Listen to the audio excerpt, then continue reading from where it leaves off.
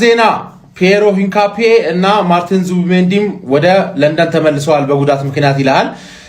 ክፉ ዜና መጥፎ ዜና ምናምን ነገር ከመሰለ ሰበር ዜናው ተሳስተሃል። ማን የአርቴታ ትክክለኛ ውሳኔ ከኖኒ ማዱዌኬ እና ከኤቨሬቺ ኤዜ ውጪ ሁሉም ተጫዋቾች ለሳውዛምፕተን ሬዲ ይሆናሉ ነው ማለት። ኤቨሬቺ ኤዜም ቀላል ነገር ነው ለማን ሲቲ ጨዋታ፣ ለቦርንማውዝ ምናልባት ለማን ሲቲ በእርግጠኝነት ይደርሳል የተባለ ነው። ኖኒ ማዱዌኬ ደግሞ እሱም ለማን ሲቲ ሊደርስ ይችላል፣ ግን ካልደረሰና ሌላ 3 ጨዋታ ምናምን ካለፈው ማክስ ዳውመን እድል ይሰጣታል ማለት ነው። ተረዳኛ አይደል? የቡካዮ ሳካ ተቀያሪ ስለሆነ የምንፈልገው ዳውማን ያችን ደቂቃዎች ጠቅ ታረጋቸዋለች። የተጎዳ ተጫዋች የለም። ገባለ ለኖኒ ማዱዌኬ ደግሞ ያው አይደለ መሮጥ ምናምን ነገር ነው። ማርቲኔሊ ይሮጣል እኮ ምንድነው ማርቲኔሊ ለመሮጥ ማጣጥፍ ደግሞ ማክስ ዳውመን አለች። ተረዳኛ አይደል?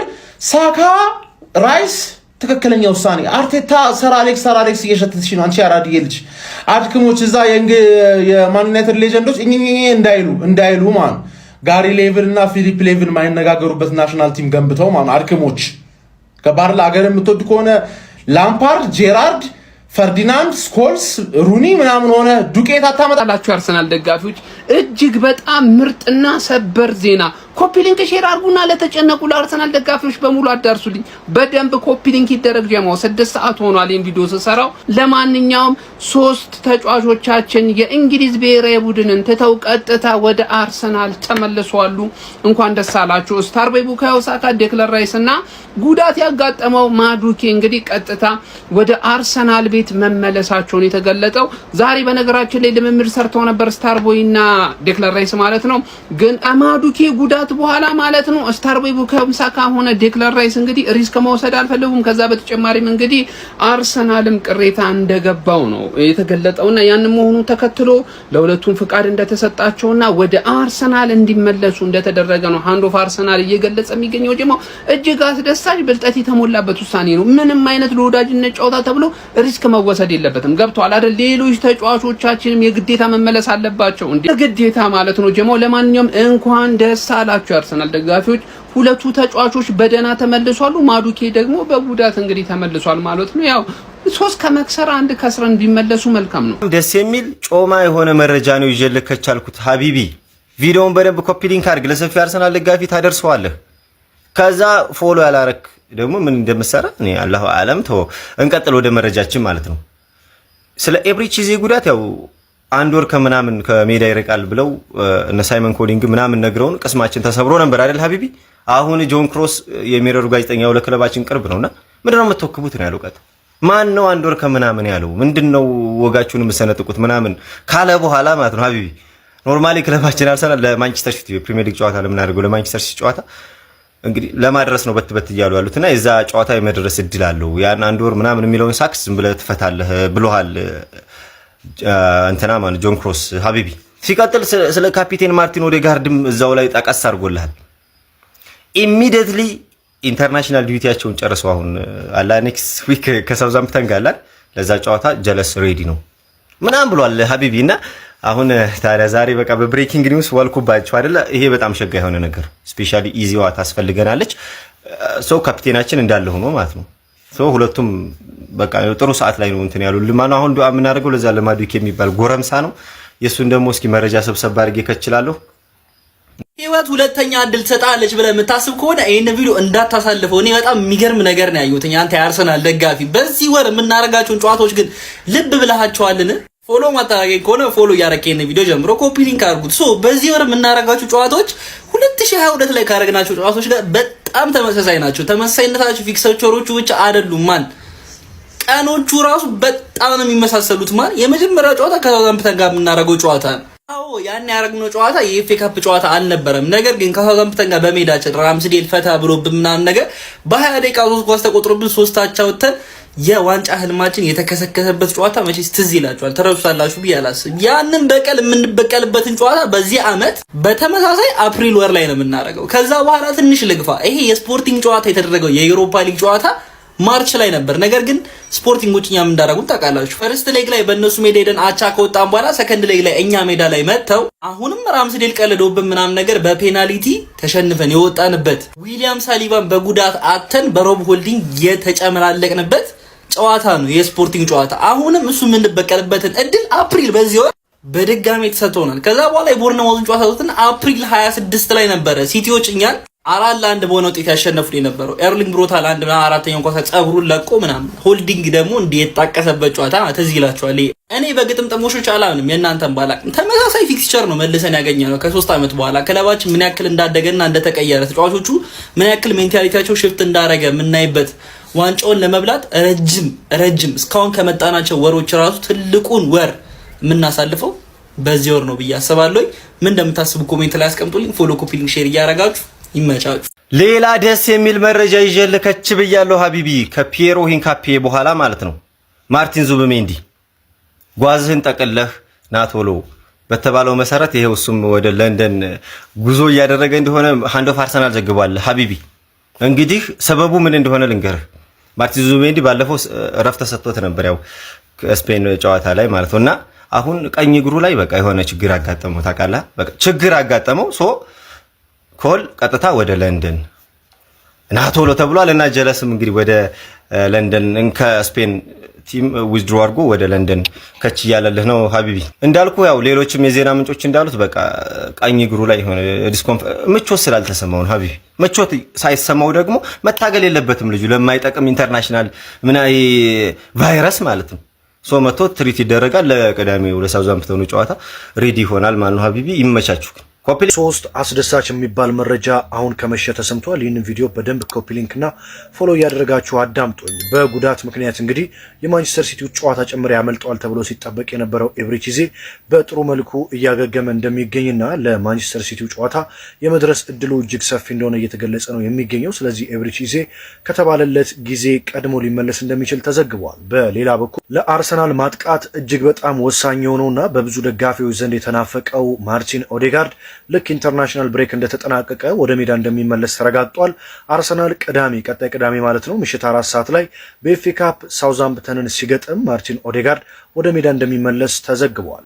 በመጨረሻም ማርቲን ዙቢሜንዲ ዛሬ የስፔን ብሔራዊ ቡድን ለቆ ወደ አርሰናል የተመለሰው ለጥንቃቄ ሲባል እንጂ የገጠመው ጉዳት ያን ያህል አሳሳቢ እንዳልሆነ የተሰማ ሲሆን ማርቲን ዙቢሜንዲ ወደ አርሰናል ተመልሶ ሕክምናውና ልምምዱን በማድረግ በኤፍኤ ካፕ የሳውዛምፕተን ጨዋታ ወደ ሜዳ እንደሚመለስ መረጃዎች እያሳዩ ይገኛል። እንግዲህ መድፈኞቹ ካሁን በኋላ ላለባቸው ወሳኝ የዋንጫ ፉክክር እያንዳንዱ ተጫዋቾቻቸው በመልካም ጤንነት ላይ እንዲገኙ ይፈልጋሉ። የእነዚህ 3 ተጫዋቾች በቶሎ ወደ ሜዳ መመለስ እጅግ በጣም አስፈላጊ ሲሆን በተለይ ማርቲን ኦዴጋርድ እና ዙቢሜንዲ ከኢዜ በፊት ቀድሞ መመለሳቸው የኢዜን ክፍተት በደንብ ይሞላል ተብሎ ይጠበቃል ማለት ነው። ኤብሪቺዜም እንግዲህ ቀደም ብሎ ከጉዳቱ ይመለሳል። ሌሎች መረጃዎችም እንግዲህ ሲወጡ ወደ እናንተ የማደርስ ይሆናል ማለት ነው። በየዕለቱ ወሳኝ ስፖርታዊ መረጃዎችን ለማየት የፕላስ ምልክቷ መጫና ዓለምን እያስጨነቀ ያለው መሪ ትራምፕ እንዳይመስላችሁ ሚኬል አርቴታ እንጂ ማለት ነው። ፊፋ ለሀገራት ማለት ነው በዚህ የቀን ሰሌዳ ተጫዋቾቻችሁን ሰብስባችሁ ለዓለም ዋንጫ ማጣሪያ የወዳጅነት ጨዋታ ማድረግ ትችላላችሁ አላቸው። አለ አርቴታ። ምን አልክ? እንደዛ ይሁን። ሳሊባ ተቀመጥ፣ ማጋሊስ ተቀመጥ፣ አትሄድም። የሄዱትስ ራይስ፣ ሳካ፣ ኑኒ ማዱኬ ተመለሱ። ቶማስ ቱዌል እሺ ቦስ ሚኬል አርቴታ አይደል? ትንፍሽ አላለም። ትንፍሽ። አሁን ደግሞ ፔሮ ኢንኬፓ ና ተመለስ ከኮሎምቢያ። ይሄ ሳያልቅ ማለት ነው ስፔን ዙቢሜንዲ። አርቴታ ትቀልዳላችሁ እንዴ እናንተ? የወዳጅነት የዓለም ዋንጫ እኔ 20 ምናምን ዓመት ቁጭ ብሎ ሰፍ ብሎ እየጠበቀኝ ያለ ደጋፊ ያለ እንግሊዝ ፕሪሚየር ሊግ የሚጠብቅ ስለዚህ አልሰማችሁም ብሎ ማለት ነው። እያንዳንዱ ብሔራዊ ቡድን ኮች አርቴታን እየታዘዘው ነው የሚገኝ። አርቴታ ስለሚችል ማለት ነው። ይኸውላችሁ ትናንትና ማዱዌኬ እንደተጎዳ ታውቃላችሁ ሁላችሁም አይደለም? ዛሬ ማዱዌኬም ሳካም ዴክላን ራይስም ከኢንግላንድ ለቃችሁ ውጡ። በቃ ከባድ አሳይመንት ነው ያለባቸው። ስጡኝ ነው ያላችሁ። በቃ ተጫዋቾች ይመልሱልኝ፣ የሀገራቸውን ግዳጅ ምናምን ለዓለም ዋንጫ እዛ ክረምት ትሰጣችኋለሁ። አሁን እኔ ነኝ የምጠቀማችሁ ኑ መልሱልኝ ብሎ እንዳለ ተጫዋቾቹን እየመለሰ ነው። እንኳን ያላካቸው ጋብሪኤልና ሳሊባን እንኳን ያላካቸው። ይኸው ማዱዌኬ ተጎዳ። ገብቷችኋል? እዛ እነ ራፊና እየተጎዱ ነው። ባርሴሎና ቤት ደግሞ ገብቷችኋል? ሙሉ ተጫዋቾች ኢንተርናሽናል ብሬክ ላይ ድብድብ፣ በቃ ድብድብ። እኔ አሮሆ እዛ ፎደንን እንደዚህ በውስጥ እግሩ ጨፍልቆ ጎዳው። ገብቷችኋል? በዚህ አጫወታቸው ይሰበራሉ ብዙ ተጫዋቾች። ለዛ እንኳን የመለሰ ይሄንን ሰውዬ አተሮ ቢሆንስ ራይስ ተጎድቶ ቢሆን ኖሮ ምንም አይነት ጌም አላይም ነበር። እኔ በቃ ተስፋ ቁርጥ ነበር ማድረገው። ገብቷችኋል? ሳካና ራይስ አሁን ማዱዌኬም ተመልሷል ማለት ነው። ማዱዌኬ እንግዲህ ያው ጉዳቱ እያነከሰን የወጣው እግሩ ላይ ምናምን ተደርጎለት ምናምን ነገር አይ ቲንክ ከወር በላይ ይቆያል ይሄ ልጅ ወደ ሜዳ ለመመለስ ማለት ነው። ያው መጀመሪያ ዓመቱ መጀመሪያ ላይ የተጎዳውን ጉዳት ነው የተጎዳው ግን ማለት ነው። ገብቷችኋል? ሳካ አሁን ማንነትን ማሳየት አለበት። ገብቷላ? አተ ቶሎ ወደ ራስ ተመለስ። በነገራችን ላይ አርቴታ አሰልጣኝ ብቻ መስሎ ነው እንደሚታያችሁ። ይሄ ሜዳ ውስጥ ይሄ በታክቲክ የታጠሩ ምናምን ለብቻ አሰልጣኝ መስሎ አይደለም።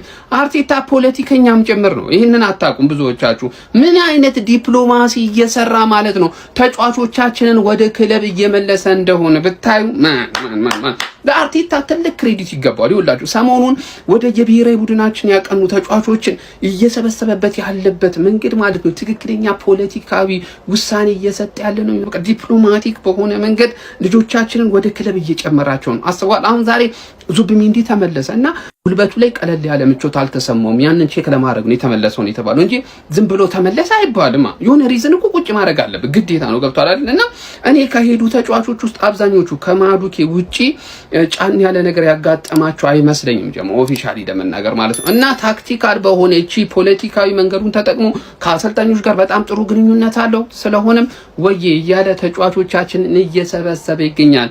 ይሄ አርቴታ ማለት ይኸውልህ የሜዳ ላይ ብቻ ሊቅ አይደለም፣ በዲፕሎማሲውም በጣም ሊቅ ነው። በነገራችን ላይ አሁን የኢራንና የአሜሪካንም ጦርነትንም ለማደራደር እሱም ቢከቱ ቶሎ ባጭሩ ይቋጨው ነበር። የመረኝ እኔ ስለማውቀው ነው። አሰውየው እንዲደፍሬ እኮ አልነግራችሁም። ጀማው ኮፒ ሊንክ ሼር ማድረጋችሁ እንዳትረሱ። ለጀማ አዳርሱልኝ። ጀማው ፎሎ እየተደረገ አይደለም። አካውንቴ ምንድነው? ፎሎ አድርጓ ያ ጀማ። አርቴታን እንግዲህ አዲሱ ፖለቲሽያን ብለናል። እንግዲህ ቀጣይ ምርጫ ላይ እሱ ይወዳደር እንመርጣለን። ያ ጀማ ይመቻችሁ። አሁን ላይ እኮ የአርሰናል ደጋፊ ያለው መተማመን በአርሰናል ያለው መተማመን አቤት አቤት። ምክንያቱም እስኪ የሻምፒዮንስ ሊግ ድልድል ራሱ ከመውጣቱ በፊት እያንዳንዱን የአርሰናል ደጋፊ ሄዳችሁ ብትጠይቁት ማን ቢደርሳችሁ ይሻላል በየትኛው በኩል ቢል ብላችሁ ብትጠይቁት እንዳለ የአርሰናል ደጋፊ አረ ማንንም ይምጣ አረ ማንንም አንሰማው ነው የሚለው። ከልባችን ነው እንደዚህ የምንለው። ይሄን ያደረገን እኮ አርቴታ የምሬን ነው የምላችሁ። ወደዳችሁም ጠላችሁም እዩት። በቃ ኦራ አረ በስመ ግርማ ሞገስ ያለው አሰልጣኝ ነው ራሱ። እንደዚህ በቃ አውሮፓ ላይ እንግሊዝ ላይ ያስከበረን አርሰናልን በቃ ይሄን መድፍ የለ ይሄን አርማ ይሄን ባጅ አውሮፓ ላይ ያስከበረው ድጋሚ ክብሩን የመለሰው ማን ነው? አርቴታ። በቀላሉ አርሰናል ከ5 ከ6 ዓመት በፊት ሻምፒዮንስ ሊግ ምናምን የዛኔ ሲጫወት እኮ እናስታውሳለን። ማንም እየመጣ ሲፈነጭብን እኮ እናስታውሳለን። በሜዳችን ከሜዳችን ውጪ ከየትኛውም ክለብ ይመጡ ይሄ እኮ ፋክት ነው። ልንክደው አንችልም። በቃ ሀቅ ነው። ግን አርቴታ መጥቶ አስከበረን። አሁን በዚህ ሰዓት አርሰናል ሳይሆን ቡድኖችን መቅጠም የሚፈራው አርሰናል የሚገጥሙ ቡድኖች ናቸው። አርሰናልን ባልገጠም ነው እያሉ የሚፈሩት እና ይሄ አስከብሮናል። በቃ አስከብሮናል። እንደዚህ መፈራት እኔ እንጃ። በቃ ከዚህ በላይ ምን አለ? ዋንጫ ይመጣል። ዋንጫ ሂደቶች ጉዳይ ነው። ዋንጫ ምናምን ስኬት ይመጣል። ግን እያንዳንዱ ክለብ በቃ አእምሮ ላይ ፍርሃት የሚለቅ ቡድን ነው ይሰራልን። አርቴታ the master minded the most intelligent coach አርቴታ። እውነት በቃ እሱ ስላለን ብቻ አርሲዎች በጣም ልትኮሩ ይገባል። በቃ ልትኮሩ ይገባል። ሌላ እኔ ምንም ማለት ነው። ይሄን ቪዲዮ በደንብ ኮፒ ሊንክ አድርጉልኝ። ይመቻችሁ። አርሰናል ዘንድሮ ዋንጫውን ካነሳ ቀጣይ ዓመት ይኖረዋል ተብሎ የሚገመተውን ቤስት 11ን ላስመልክታችሁ። ከዛ በፊት ግን ማለት ነው አርሰናል ሁለቱን እነዚህ ምርጥ ተጫዋቾችን ለማስፈረም ጠንከር ያለ ዝውውር ሊፈጽም ይችላል እየተባለ ከወዲሁ እየተገመተ ነው የሚገኘው ማለት ነው። ምክንያቱም ያው አርሰናል ስኳድ ዴፕዝ ላይ ሳይሆን ቀጣይ ዓመት ጥራት ላይ ነው ይሰራል ተብሎ እየተጠበቀ የሚገኘው። ይህም ማለት ነው ማርቲኔሊ እና ትሮሳርድ ከወጡ ያው በዛ ቦታ ከቫራት ስኬሊያን ነው እንግዲህ ይሄንን ምርጥ ተጫዋች ያስፈርማል ተብሎ የሚጠበቀው። እንዲሁም ገብርኤል ጂሰስ ከወጣ ቤስት 11 ላይ ደግሞ ይኖረዋል ዋናው ተብሎ የሚጠበቀው አልቫሬዝ ይመስለኛል። ቤስት 11ን ደግሞ ላስመልክታችሁ በለው። በስመ አብ ይሄማ ዝውውር አልቆ ከተሳካ እንግሊዝን ልታንቀጠቅጡት ነው። ኧረ በስመ አብ እውነት ነው የምላችሁ። አስባችሁታል? ከቫራት ስኬሊያን በዚህ አልቫሬዝ ሳካ ራይስ ቶናሊ ኢዜ ካላፊዮሪ ሳሊባ ገብርኤል ማጋሊሽ ቲምበር ያው እንደተጠበቀው ግብ ጠባቂ ላይ ራያ። ምን ታስባላችሁ? እስቲ የአርሰናል ደጋፊዎች በኮሜንት አስቀምጡልኝ። ብቻ ግን ከባድ ከባድ የሚገርም ቲም ነበር የሚወጣው። ከምር ነው የምላችሁ። ለማንኛውም እስቲ ሀሳብ አስተያየታችሁን በኮመንት አስቀምጡልኝ። ይመቻችሁ ባይ